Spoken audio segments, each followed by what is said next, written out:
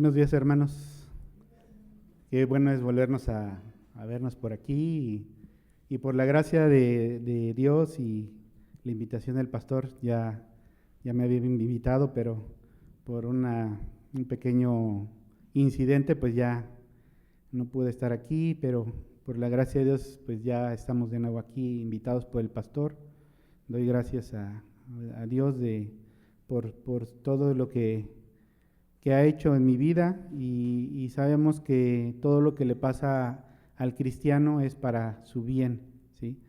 Y también pues para darle gracias a los hermanos por sus oraciones durante mi tiempo de convalecencia, por su apoyo, y pues sí, estamos aquí nuevamente. Y hoy les voy a compartir un tema que se me hace muy interesante y es el cristianismo y la psicología, ¿sí? Podríamos pensar que la psicología pues es buena para el cristianismo, pero vamos a ver a través de la palabra de Dios si es así o no, ¿sí? Porque normalmente hoy escuchamos tal vez predicaciones fuera de nuestra congregación y la mayoría son de este tipo de predicaciones de superación personal. O sea, la psicología se centra en que te superes a ti mismo, ¿no? Que eso sería el principal mensaje que mezclan con el evangelio. Y no sé ustedes, pero así como se hace en cualquier otra religión, creyendo que el evangelio no es suficiente para el mensaje, se mezclan, ¿no? Escuchamos, por ejemplo, en el catolicismo, la Biblia y las tradiciones, ¿no? Me refiero a lo que dice afuera la iglesia, contrario a lo que dice la palabra de Dios. O escuchamos Testigos de Jehová más el Atalaya y su grupo de la Watchtower. Y así escuchamos otros grupos sectarios que vienen poniendo la Biblia más su líder, ¿no? Entonces, esto nos hace parecer que en el cristianismo no es suficiente la palabra de Dios para alimentar el alma del cristiano. Entonces, ¿será compatible la psicología con el evangelio? Bueno, aquí les doy una palabra que siempre yo la he encontrado cada vez que veo algún seminario teológico o algo, se llama cosmovisión, ¿sí? Aquí les pongo que cosmos es universo o mundo y visión, modo de ver. O sea, eso significa, cosmovisión es una manera en cómo se ve el mundo, ¿sí? El cristianismo tiene una cosmovisión o un mundo o una manera de ver muy distinta a la concepción de manera de ver de la psicología, ¿sí? Vamos a iniciar con el cristianismo. ¿A qué me refiero que el cristianismo, cuál es su cosmovisión o su manera de ver el cristianismo? Y tal vez muchos de nosotros estamos ya muy familiarizados porque llevamos años. Y hay hermanos que aunque lleven años, aún, como dirían, no les cae el 20, ¿no? No entienden esa parte, ¿no? ¿Por qué sería malo estar escuchando a un predicador que me motiva y que realmente me siento mucho mejor y más animado durante la semana para trabajar que ir a escuchar a un predicador de sana doctrina y decir, ay Señor, está bien difícil y no me siento tan animado como para que me decirme que el mundo cada día está de mal en peor, ¿no? Eso es lo que el cristianismo nos muestra, ¿no? El cristianismo está centrado en Cristo, solamente en Cristo, únicamente en Cristo y no hay nada más, ¿sí? O sea, la solución en el cristianismo es arrepentirnos y creer en la gracia de Dios hecha en el sacrificio de su Hijo Jesucristo y seguir su palabra, que no cambia, o sea que es inmutable. Por eso vemos en Juan 3:16 el Evangelio, porque de tal manera amó a Dios al mundo que ha dado a su Hijo unigénito, para que todo que en él cree no se pierda, mas tenga vida eterna. Si se dan cuenta, este versículo del Evangelio que comúnmente escuchamos, y ya lo repetimos a lo mejor, como decían, en arameo y en francés, en italiano, este versículo yo no veo ninguna parte que sea de autoayuda. ¿O ven ustedes alguna parte que diga, yo me ayudo a mí mismo? Sino que este versículo es más bien un versículo de Cristo ayuda, porque el hombre no se puede salvar solo. ¿Sí? Somos ayudados por Cristo de una manera profunda, amorosa, eterna. Él murió en nuestro lugar, sufriendo la pena de nuestro pecado, porque Él murió por nuestros pecados. Esa es la cosmovisión del cristianismo.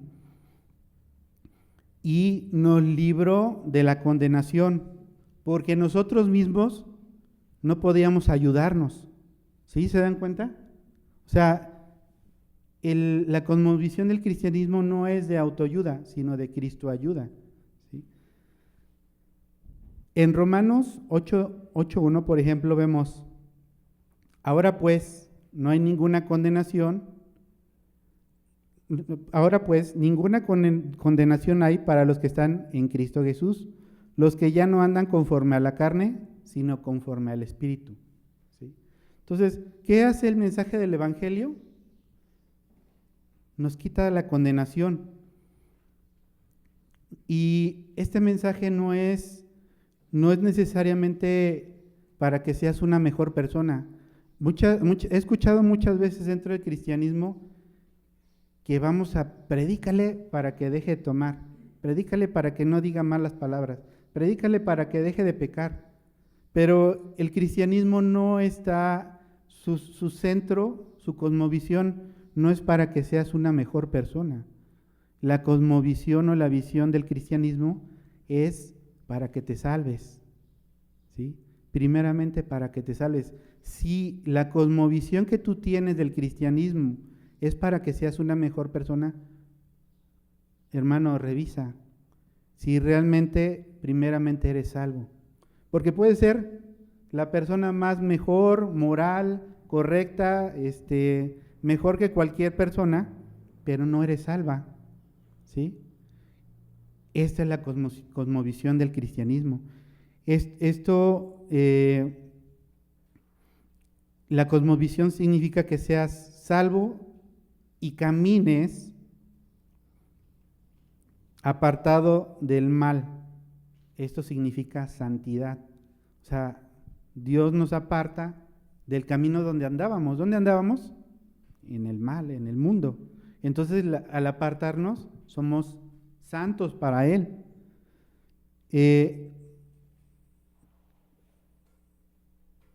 Aún cuando ya eres salvo,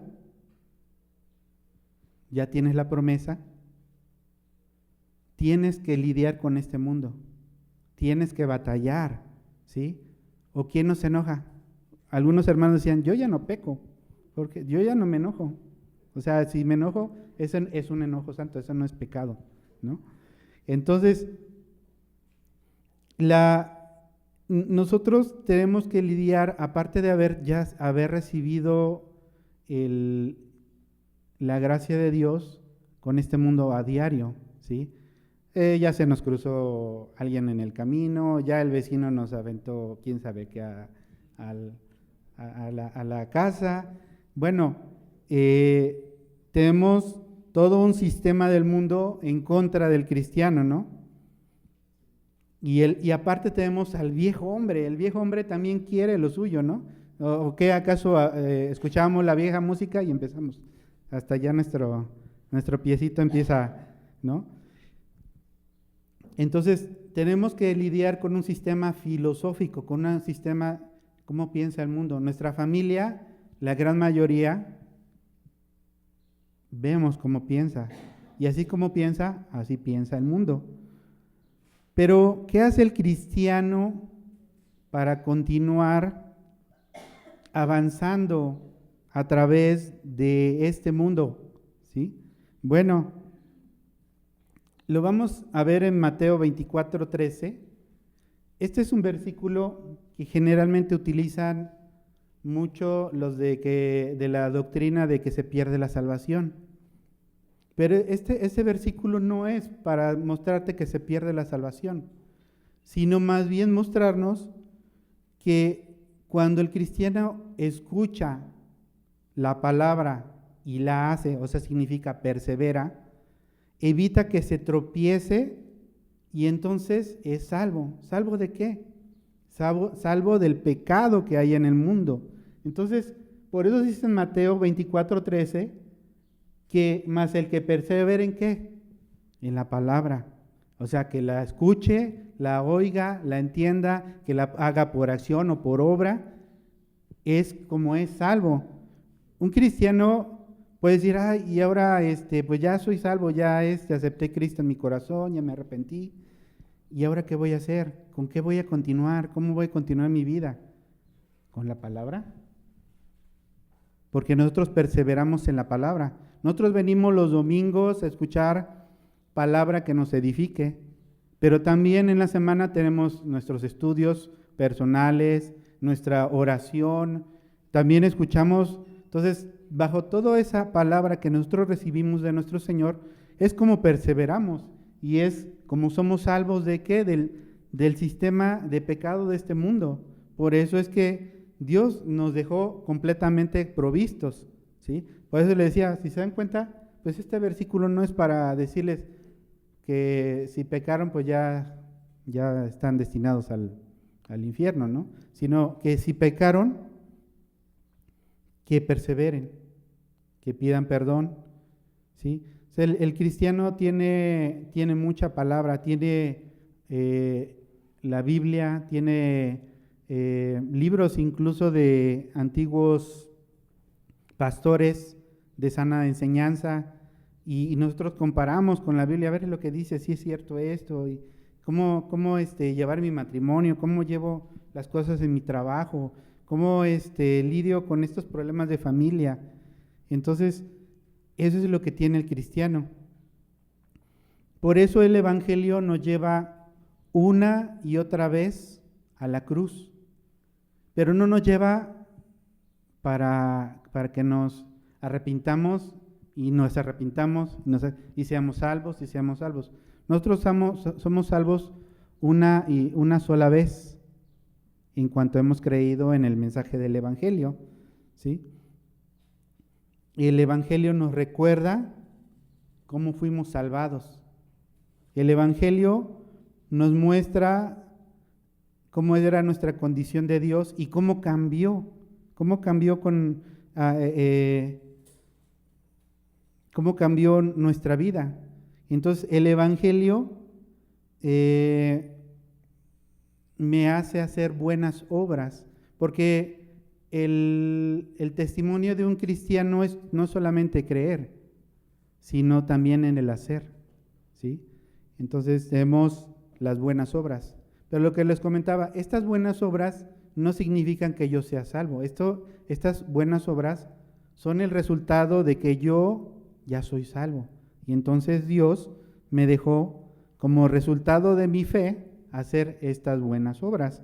Pero en el cristianismo, estas buenas obras, escuchamos luego a muchos, a lo mejor vecinos, familiares, que tú eres el que acerca las cosas, tú eres el que está pendiente, tú eres una persona distinta, y te dicen, te vas a ganar el cielo, tú ya tienes un paso.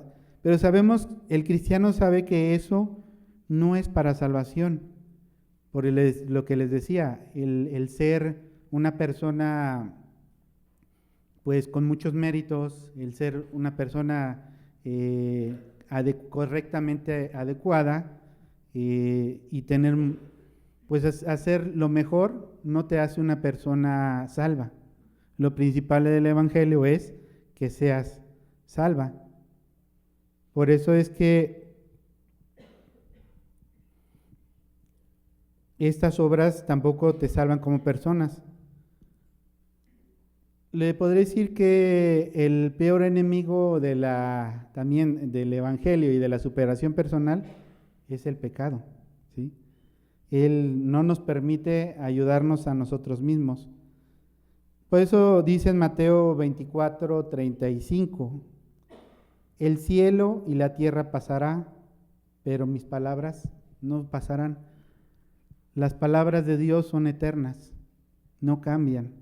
Este mismo mensaje lo escucharon los primeros cristianos y lo escucharán los últimos. Este no cambió conforme a la moda, no cambió conforme a la sociedad, ni a los grupos étnicos, ni porque yo soy mexicano o si el otro es japonés.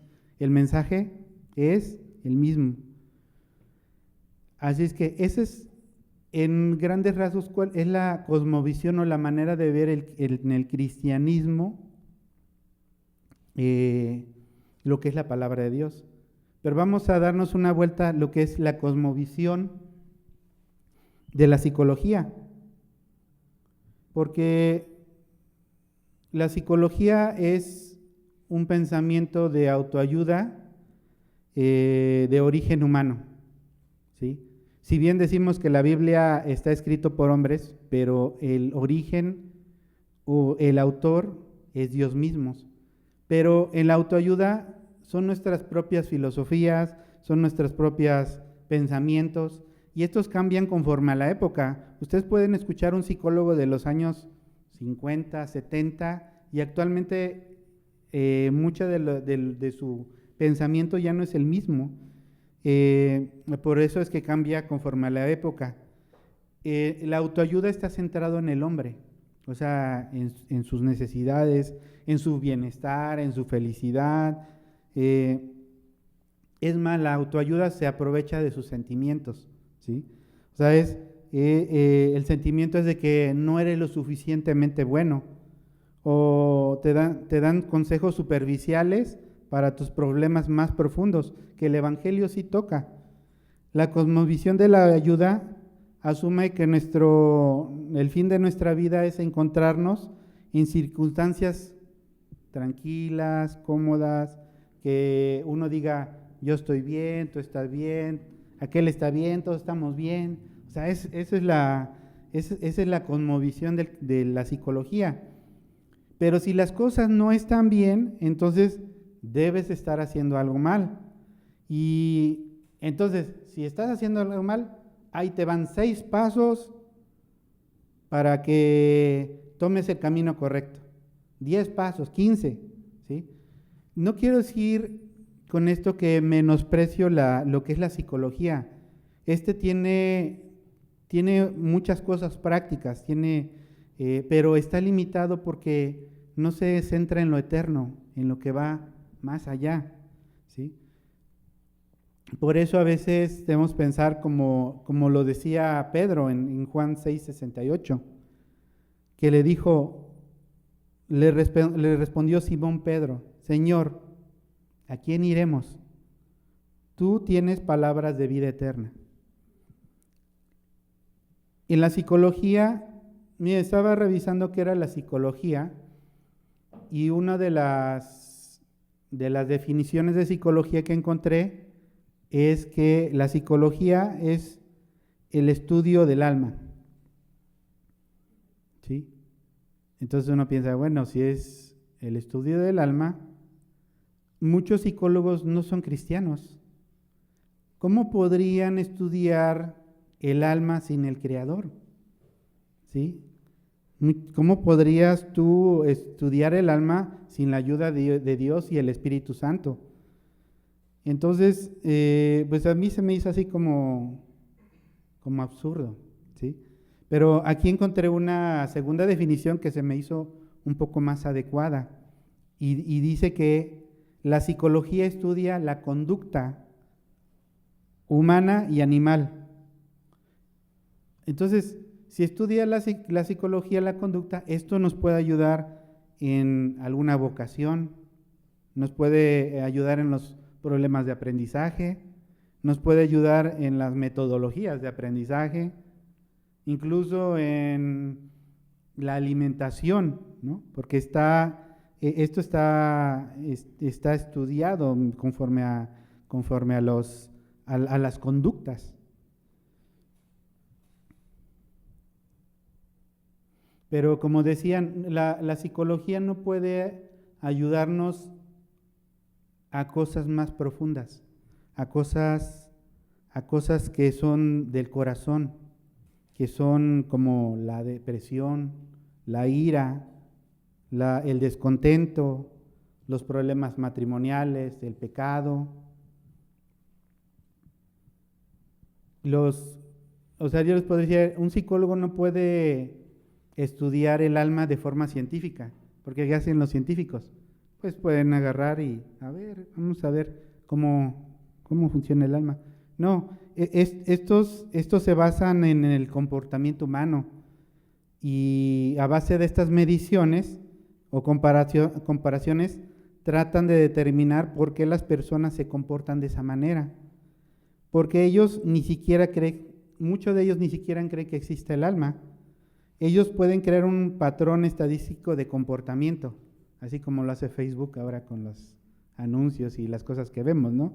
O la inteligencia artificial, que también está hecho conforme a estadísticas y estadísticamente nos da unos resultados. Bueno, incluso no podría a lo mejor pensar que a futuro puedan ser cambiados un psicólogo por la IA, ¿no? Pero tratar de explicar estos comportamientos solamente nos darían teorías, nos darían especulaciones, yo creo, yo pienso. Por eso es que muchos psicólogos, ustedes pueden ir con uno y dice una cosa, y van con otro y dice otra cosa. Y a veces incluso conoce uno la vida del psicólogo y a veces está mucho más peor que el paciente, ¿no? Lo peor de estos, hermanos, es que la psicología ya está dentro de la iglesia. Muchos institutos bíblicos les aconsejan a sus pastores en ser psicólogos y pastores. O sea, una mente dividida, una mente que dices, o soy pastor o soy psicólogo, o soy psicólogo o soy pastor, ¿sí? Entonces, ¿qué hacen los pastores? Pues la gran mayoría de este tipo de institutos, pues se van por la psicología y dejan de lado la palabra eterna, la Biblia.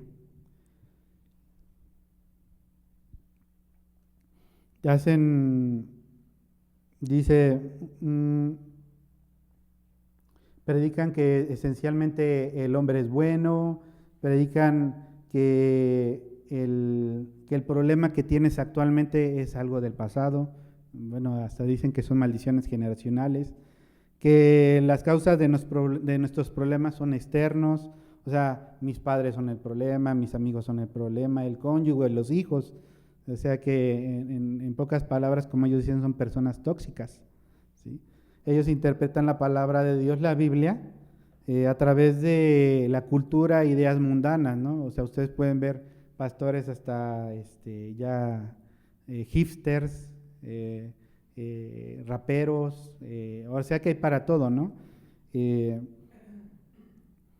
Incluso estos pastores pueden ustedes verlos dando ahora, bueno, si no sabían ustedes, la superación personal ahora se llama coaching, o sea, el coach, ¿sí? Entonces, estos mismos pastores los pueden ver motivando a grupos de multinivel, o sea, van a lo mejor en un grupo de OmniLife, Herbalife, Amway, no sé, y esos son los mismos pastores que están dando la misma prédica, pero con un mensaje similar. O sea, no cambian su formato, dicen lo mismo, tanto en la prédica, tanto en este tipo de eventos, ¿no? ¿Qué dicen estos? Es una super fe. ¿Qué dicen? Arriésgate, no tengas miedo, el Señor te va a bendecir, lo que piensas es lo que atrae positivamente, ten una super fe, el Señor te va a bendecir, el Señor te va a prosperar, Él te abrirá puertas, el enemigo te dice que no lo hagas, pero por eso eres un mediocre, siendo un empleado, pero el Señor dice que yo no quiero un empleado, sino que tú seas dueño, un empresario, un líder, ¿sí? Estos son los mensajes humanísticos mezclados con algunos versículos bíblicos y ya son superación cristianizada, ¿sí? Esto no es nuevo, esto se conoce como la herejía del humanismo. O sea que, como decía, el humanismo se centra en el hombre, en mis necesidades, en mis sentimientos, qué es lo que requiero, ¿sí?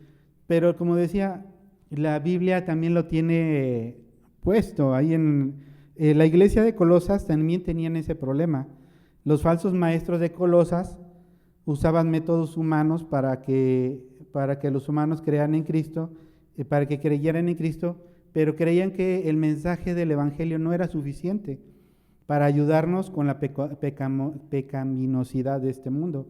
En Colosenses 2:8 dice: no permita que nadie los atrape con filosofías huecas y disparates elocuentes, que nacen de pensamiento humano y de los poderes espirituales de este mundo y no de Cristo. ¿Sí se dan cuenta? No es nuevo, o sea, no hay nada nuevo bajo el sol. O sea, esto ya sucedía en la iglesia de Colosas. Por eso decía que la superación, la psicología basada en la superación personal, hacen un énfasis en la autorrealización, en la autoestima, en el amor propio. Y estaba revisando, ¿no? Hace algún tiempo el pastor predicaba acerca de los niños que fueron abandonados por sus papás cuando se fueron a la guerra y las mamás tuvieron que trabajar. Exactamente ahí en los años 60 empezó a haber un desarrollo de la alta autoestima en el mundo. O sea, fue todo un boom, porque tener sentimientos y pensamientos positivos fue así como wow, o sea, ¿por qué? Porque veían que la gente trabajaba. Hemos visto hasta, hay películas con el amor al maestro, donde el maestro tiene otra expectativa de los alumnos y los alumnos cambian. Y vemos esa psicología aplicada, ¿no? Entonces, esa psicología también fue introducida a la iglesia porque vieron que funcionaban con ellos y tenían resultados, y entonces los pastores también fueron metiendo toda esa psicología. Entonces, en el mundo empezaron a dar calificación infladas a los alumnos. Esto es para que se sintieran de mejor estima, se sintieran mejor, certificados para todo, trofeos para todo. O sea, tenían trabajos especiales, mira, super yo, mira, este es mi familia, aquello. Los pastores les empezaron a decir a sus congregantes que eran especiales y eran únicos ante los ojos de Dios, que eran reines y reinas, princesos y princesas. Bueno, para hacer esta historia corta, ya tenemos el resultado en estas fechas de esa psicología, ¿sí? Dice la propia psicología: padres de algodón e hijos de cristal, ¿sí? Eso quiere decir que un padre de algodón es un padre que sobreprotege a su hijo y trata de evitar cualquier situación que pueda resultar peligrosa y desagradable para él. Y por otro lado, el término hijos de cristal se refiere a un niño que se siente vulnerable y frágil y necesita una protección especial. O sea, ya son personas que, como los vasitos de cristal delgado, ya los agarras, no se vayan a romper, no se vayan a ofender, no se vayan... O sea, eso es lo que hace la superación personal. Y eso es lo que hace dentro de la iglesia esa superación personal. Esos hermanos, o más bien personas congregantes que apenas los puedes tocar, apenas les puedes decir: hermanito, ¿me da usted permiso? Hágase un tantito para allá, o mire, aquí no se puede estacionar, hágase para allá, y empiezan, ya, ¿sí? Esa es mucho resultado del mensaje que ellos están escuchando. ¿Qué mensaje están escuchando? ¿Sí? Entonces, el problema de como decía, el problema de este movimiento es que la gente se percibe positivamente, o sea, tan positivamente que no ve lo negativo. O sea, en el cristianismo, ¿cuál es la manera en que Cristo nos mete al horno? Mediante pruebas, mediante problemas, situaciones en que, Señor, yo no la voy a hacer, Señor. Y a veces uno tiene que doblar rodillas y, Señor, ayúdame.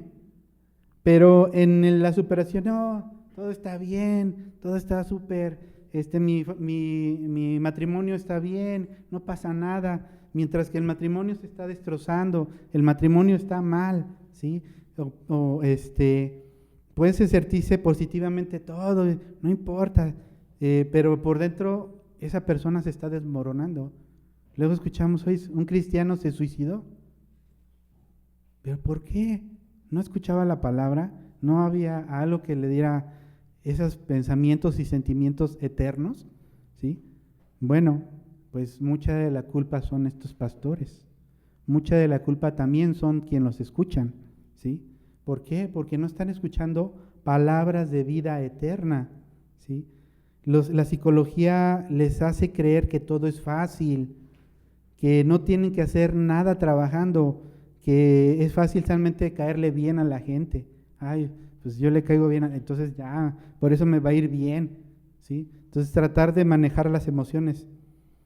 Han adaptado uno del amor propio, que podremos escuchar tal vez mucho Mateo 22, 36 al 39, que dice, Maestro, ¿cuál es el mandamiento más importante en la ley de Moisés? Jesús contestó, amarás al Señor tu Dios con todo tu corazón, con toda tu alma y con toda tu mente.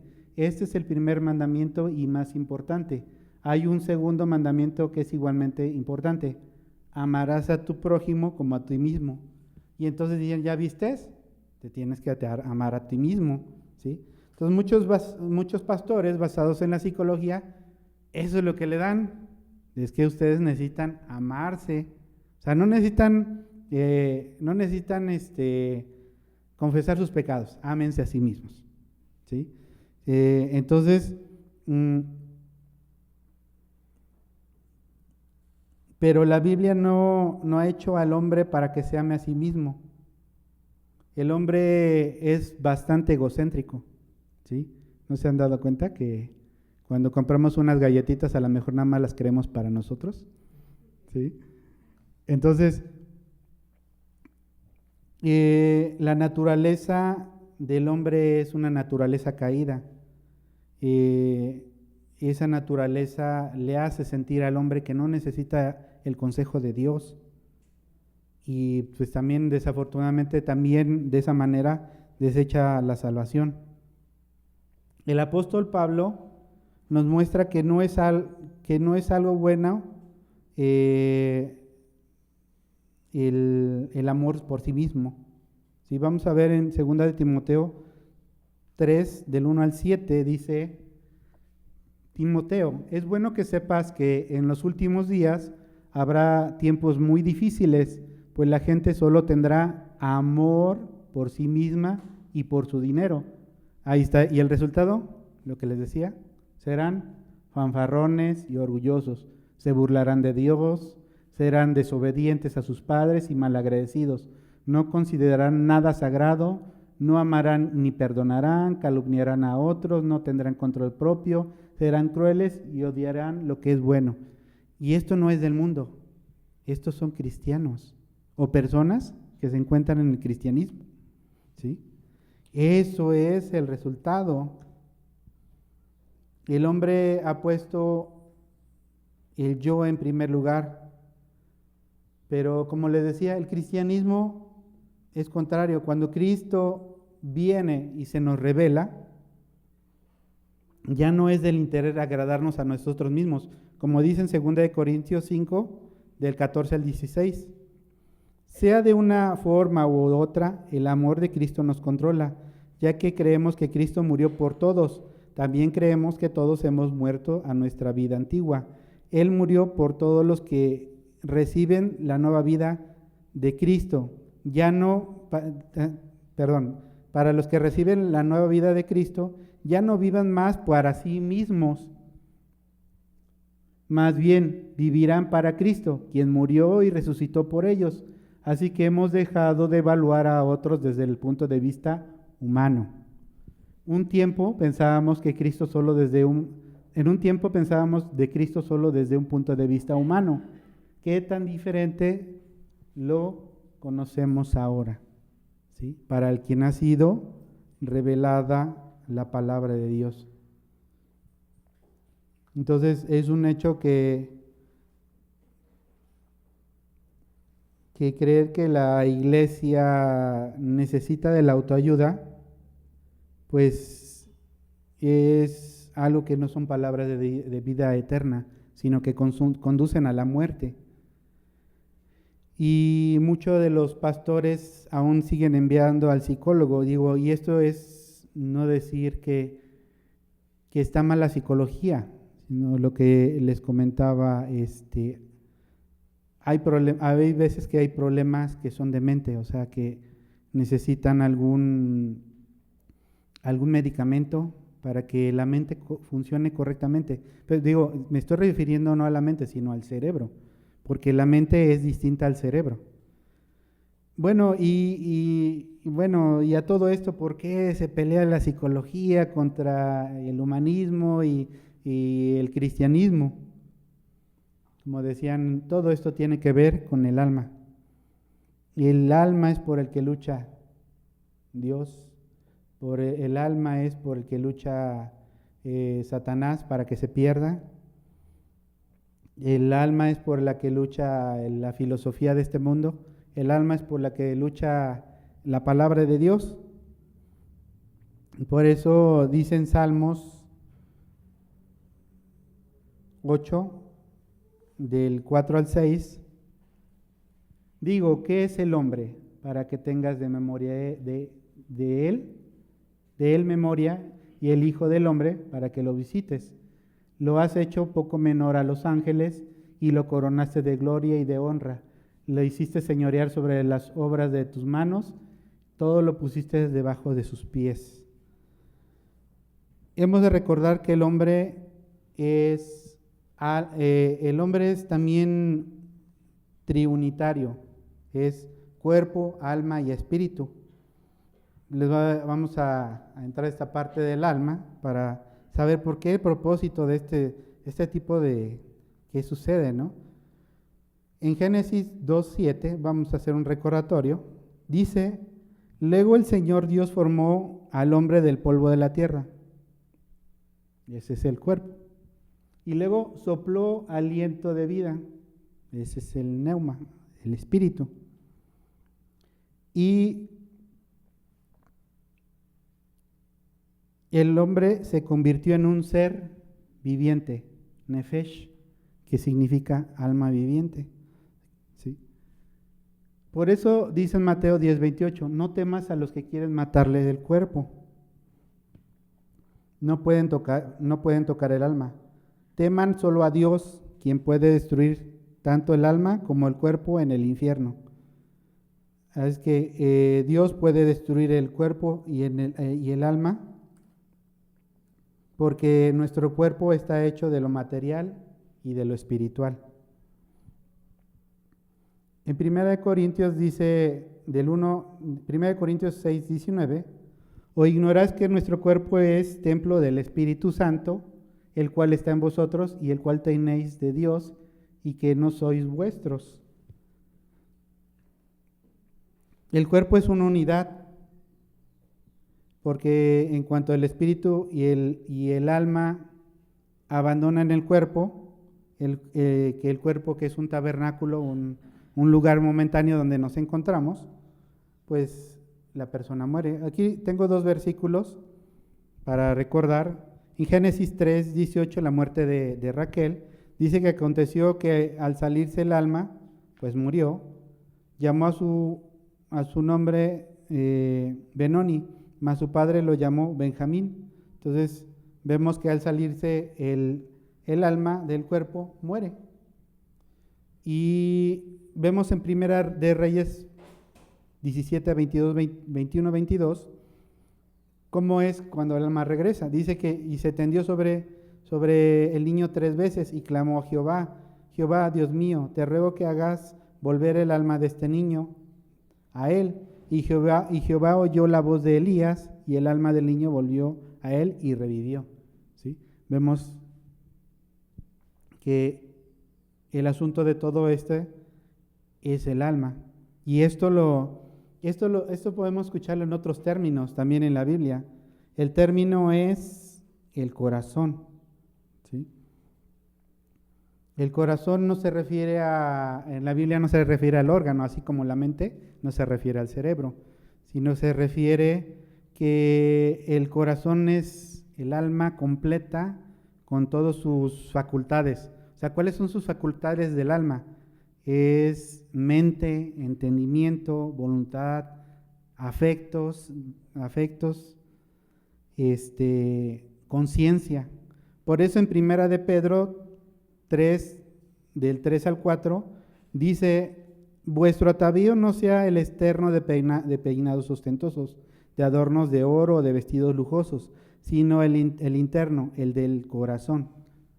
Entonces aquí estamos refiriendo a una facultad del alma, ¿sí? En la incorruptible ornato de un espíritu afable y apacible, que es de gran estima delante de Dios.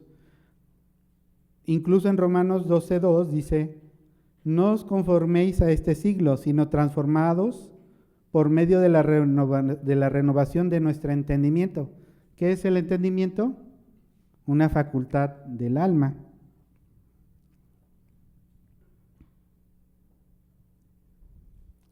Por eso es que una mente no convertida, una mente no transformada por el Señor, su corazón tiene cosas incorrectas. Veamos en Efesios 4, del 17 al 18, dice: con la autoridad del Señor digo lo siguiente: ya no vivan como los que no conocen a Dios, porque ellos están irremediablemente confundidos. Tienen la mente llena de oscuridad, vagan lejos de la vida que Dios ofrece, porque cerraron la mente y el corazón. ¿Qué son? Facultades del alma hacia Él.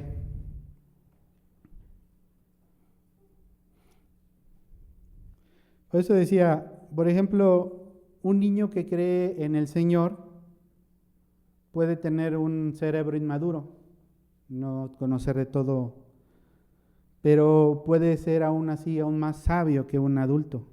¿Por qué? Porque tiene pensamientos del Señor, y con la poca capacidad intelectual es más sabio incluso a veces que podría ser una persona que tiene doctorado y maestría, pero que tiene la mente entenebrecida, o sea, que no ha aceptado al Señor. Y esto no quiere decir que el intelecto no ayuda, sino el apóstol Pablo no hubiera escrito la mayoría de libros del Antiguo Testamento, del Nuevo Testamento, ¿sí? Pero sí, una persona intelectual puede estar tan llena de oscuridad como la de una persona sin educación, ¿sí? Entonces la palabra de Dios hace sabia al alma, hace sabia al entendimiento. Por eso les quiero mostrar por qué siguen peleándose esta parte. Pues les decía, el cuerpo es nuestra parte material, física, es nuestro hombre exterior, es con el que con esto tenemos el acceso al mundo físico, ¿sí? Es el mediador de nuestras acciones morales, o sea, lo que pensamos es lo que hacemos. Lo que hay en el alma o en el corazón es lo que hace el cuerpo, es lo que dice la boca. Con la mente decidimos si servimos al Señor o decido pecar Pero todo esto no está, no solamente en mi cuerpo, sino como una sola persona, ¿sí? Pero en mi cuerpo es el intermediario. Por eso les quiero mostrar un par de versículos, que es Mateo 26:38.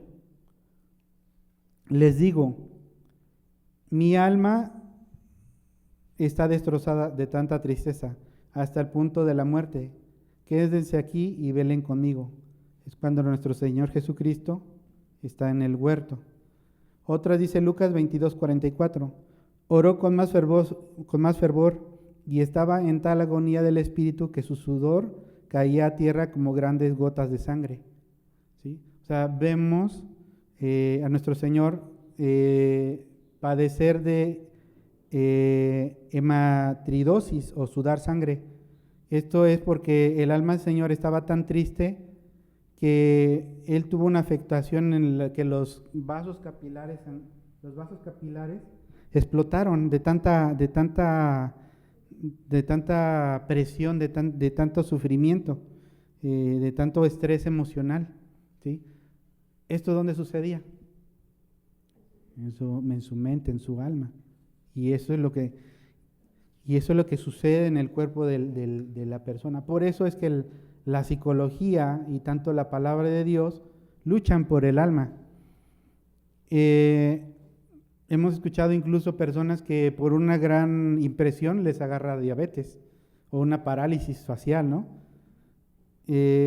La culpa, el pecado puede hacer que nos enfermemos y que se muestren distintos trastornos físicos. Por ejemplo, en Salmos 38, del 3 al 8, dice, no, nada hay sano en mi carne a causa de tu ira, ni hay paz en mis huesos a causa de mi pecado, porque mis iniquidades se han agravado sobre mi cabeza, como carga pesada se ha agravado sobre mí, hieden y supuran mis llagas a causa de mi locura. Estoy encorvado, estoy humillado en gran manera. Ando enlutado todo el día, porque mis lomos están llenos de ardor y nada hay sano en mi carne.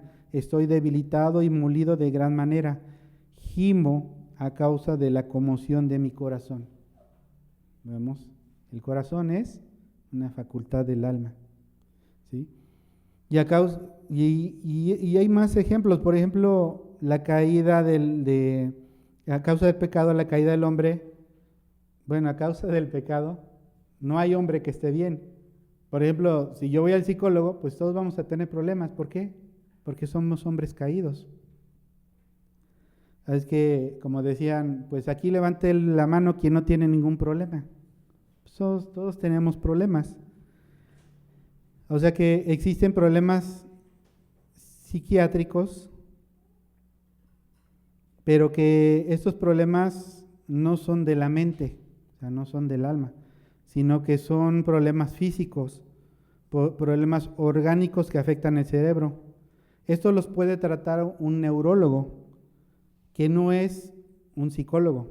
O sea, el neurólogo es un médico, ¿sí? Un neurólogo puede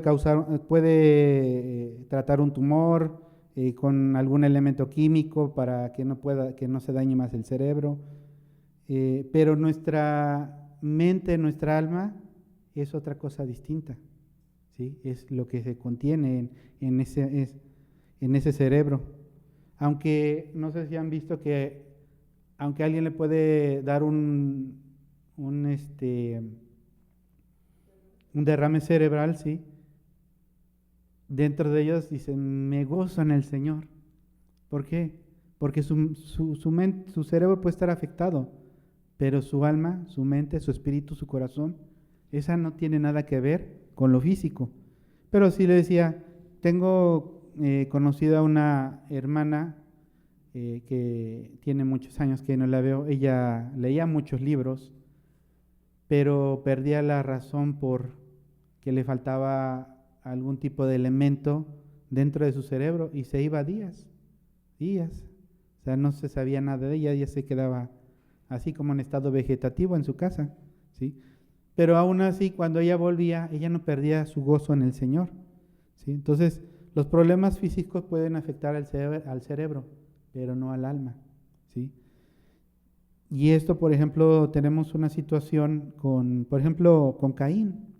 Quiero ver en el ejemplo práctico cómo la Biblia ayuda al cristiano, y quiero mostrárselos con Caín. En Génesis 4, del 3 al 5, dice que aconteció andando el tiempo que Caín trajo del fruto de la tierra una ofrenda a Jehová, y Abel también trajo de los primogénitos de sus ovejas lo más gordo de ellas, y miró Jehová con agrado a Abel y a su ofrenda, pero no miró con agrado a Caín y la ofrenda suya. Se ensañó Caín de gran manera, o sea, significa se enojó, y decayó su semblante, significa se entristeció.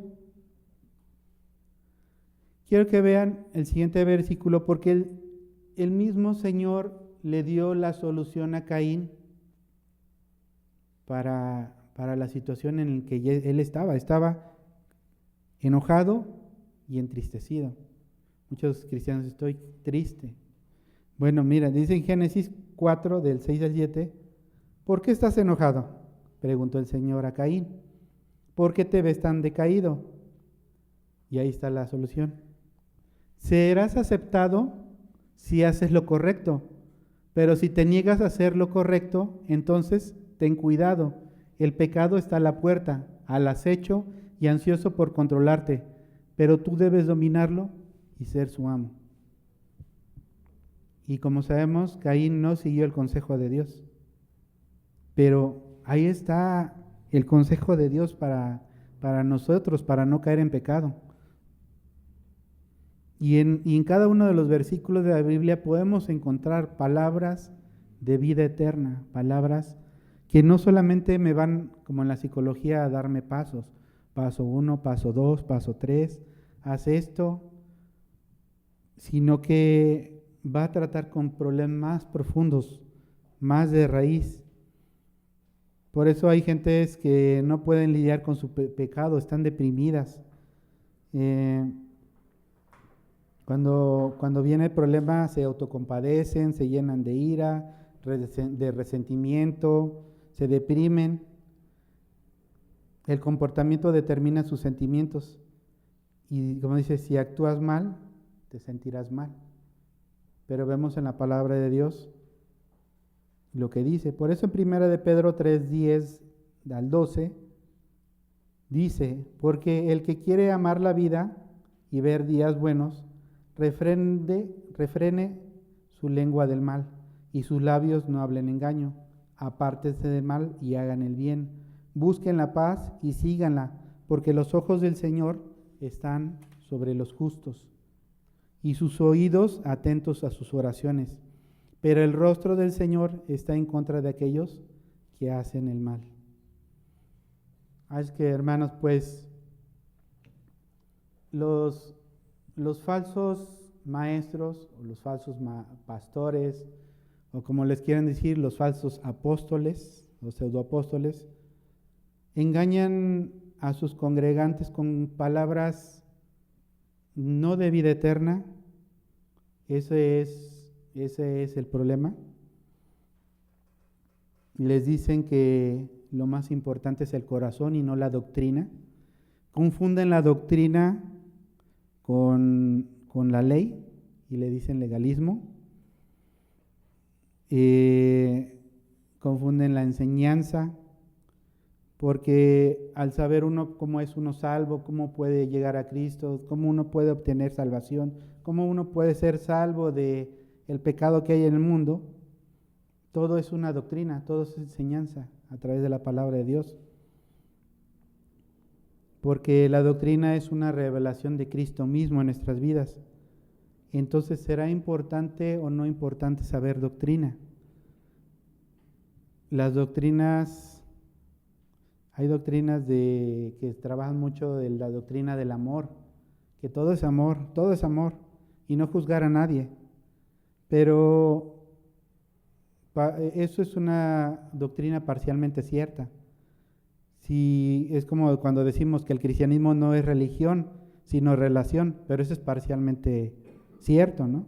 Porque una religión no son solo dogmas y reglas, sino también doctrinas, que es el resultado de nuestra fe, obras que evidencian nuestra fe.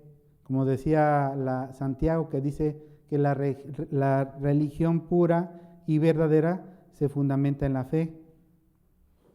¿De dónde viene una enseñanza cristocéntrica? Santiago 1, la religión pura y verdadera a los ojos de Dios Padre consiste en ocuparse de los huérfanos y de las viudas en sus aflicciones y no dejar que el mundo te corrompa, ¿sí? Y muchos dicen, no, es que el cristianismo no es religión. Pueden ver, la religión pura y verdadera. Por eso es que quisiera que esta palabra que Dios me ayudó a llevar hacia ustedes les haga causar una convicción cuando les pregunten qué hay de malo que la psicología se mezcle con la palabra de Dios, con el cristianismo. Si sustituimos la palabra de Dios y la sustituimos por el humanismo, por la psicología, solamente queda una persona con desesperanza y desolación, una persona que vive de mentiras, una persona que no está en la verdad y que no tiene un piso firme, que no está cimentado en la roca, una persona que tiene una perspectiva distorsionada de la verdad, y eso hace que estas personas vivan vidas distorsionadas. Por eso es que dicen, ¿por qué? Pero si es cristiano, ¿por qué? Porque puede ser que una es que estén escuchando palabra de Dios con superación personal. Otra puede ser también su corazón, porque incluso puede haber congregaciones de sana doctrina como esta, y aún estás escuchando a Cachiluna, a Guillermo Maldonado, a Ana Méndez, a mejor y muchos de los nuevos, ¿no? Y tu corazón está más allá que la palabra de Dios. Por eso es que haz una reflexión y tal vez por eso es que tienes desesperanza, nada más vienes a escuchar la palabra de Dios, pero no encuentras un significado en tu vida. Tienes que revisar que no estés escuchando palabra adulterada. Bueno, hermanos, pues esto es lo que les tenía que compartir. Espero que Dios y su palabra nos siga ayudando hasta hoy como lo ha hecho. Y pues vamos a orar. Gracias, Señor, por tu palabra, por este tiempo, Señor. Que ayudes a mis hermanos, Señor, para seguir entendiendo tu palabra, Señor. Para seguir creyendo y saber distinguir entre tu palabra, Señor, y una palabra adulterada. Una palabra que puede sonar muy bonita, puede sonar edificante, que puede llenar momentáneamente nuestra alma, pero que no son palabras de vida eterna. Ayúdanos, Señor, a distinguir una cosa de la otra, Señor, y llevar a cabo, Señor, lo que tú tienes en nuestras vidas, Señor. Ayúdanos a sobrevivir en medio de este mundo, Señor, que está entregado al pecado, Señor, que es un mundo, Señor, con filosofías que aparecen en la televisión, que aparecen en las películas, que aparecen en nuestra sociedad, en nuestras familias, Señor, y que podamos vivir conforme a tu palabra, conforme a nuestras convicciones, Señor. Ayúdanos a vencer la tentación, ayúdanos a vencer el pecado, ayúdanos, Señor, a vivir conforme a tu palabra eterna, Señor. Te pido, Señor, por todos mis hermanos que tienen esas dificultades, y sé que todos los tenemos, Señor, que puedan llevar vidas plenas en Cristo Jesús, Señor, Señor nuestro, Señor, y que se tomen de ti, Señor, en estas situaciones, Señor. Te doy gracias, Señor, por esta palabra que nos has dado, Señor, y que nos has ayudado hasta el día de hoy. En Cristo Jesús te damos gracias. Amén.